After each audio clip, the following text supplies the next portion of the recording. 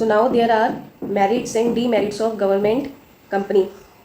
So merits are easy formation companies, इसके लिए कोई भी सेपरेट लॉ नहीं है, कंपनीज लॉ के कंपनीज एक्ट के अंदर ही ये रजिस्टर्ड हो जाती है, फॉर्म हो जाती है। Operational autonomy means internal management में डे टू डे वर्किंग में जो गवर्नमेंट है वो इंटरफेयर नहीं कर सकती है। बाकी इनडायरेक्टली गवर्नमेंट का पूरा कंट्रोल होता है as government is major share holder.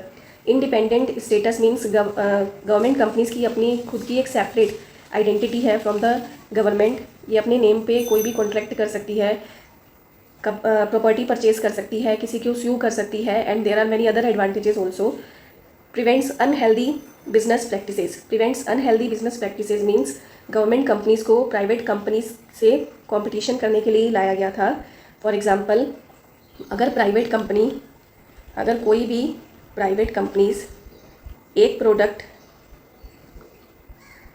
1000 rupees में सेल कर रहे हैं बिकॉज इन्हें लगता है कि अगर हमारा ही मार्केट है, हमारी जैसी शॉप, हमारे जैसे प्रोडक्ट्स मार्केट में नहीं है, तो जो प्राइवेट इन्वेस्टर्स होते हैं, प्राइवेट कंपनीज होती हैं, वो उनको एक मोनोपोली मिल जाती है। मोनोपोली मीन्स अपनी मर्जी से वो प्राइस सेट कर सकते हैं। सो मान लो वही प्रोडक्ट ये 1000 का सेल कर रहे हैं, लेकिन अब उसी मार्केट में गवर्नमेंट की एंट्री हो जाती है, गवर्नमेंट कंपनी की।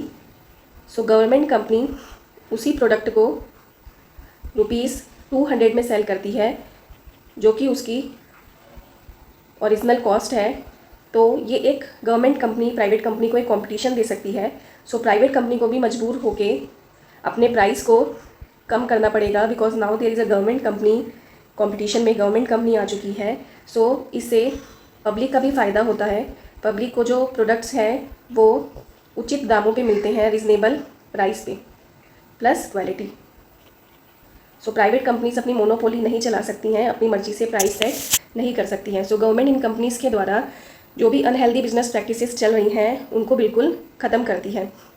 सो what are the demerits? Freedom only in name. So name में ही सिर्फ फ्रीडम है बिकॉज गवर्नमेंट के पास 51% से ज़्यादा शेयर्स होते हैं गवर्नमेंट कंपनी में।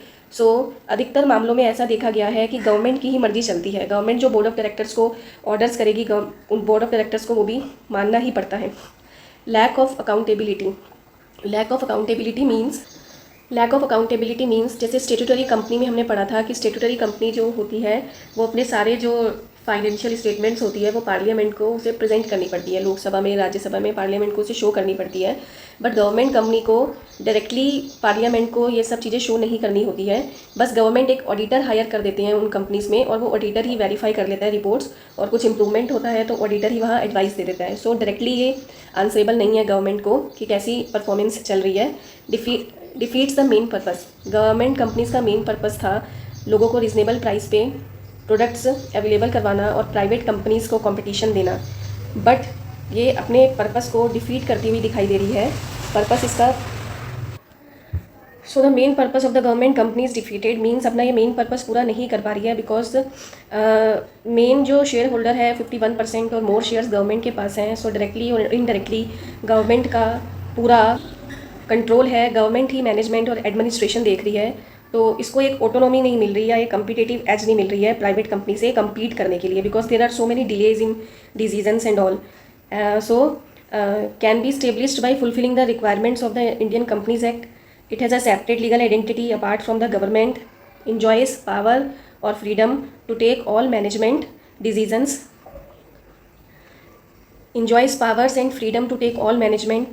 but internal functions only.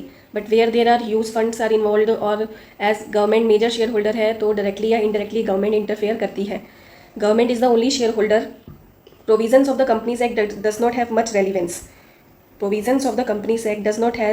relevance. Means चलती गवर्नमेंट की है, बाकी गवर्न या प्रोविज़न से होती है कंपनीज एक्ट की। मीन्स गवर्नमेंट डायरेक्टली और indirectly interfere in the management and administration, not answerable directly to the government.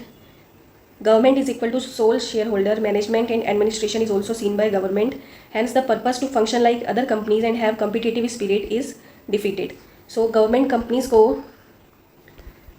दो तरह से ओपन किया जा सकता है, as a private limited company और as a public limited company, ज़रूरी नहीं है गवर्नमेंट कंपनी है तो पब्लिक कंपनी ही होगी, बिकॉज पब्लिक कंपनी को हम गवर्नमेंट से रिलेट करते हैं और प्राइवेट कंपनी को हम प्राइवेट इंडिविजुअल से रिलेट करते हैं, लेकिन गवर्नमेंट कंपनी प्राइवेट कंपनी की तरह भी ओपन की जा सकती है और पब्लिक कंपनी की तरह भी।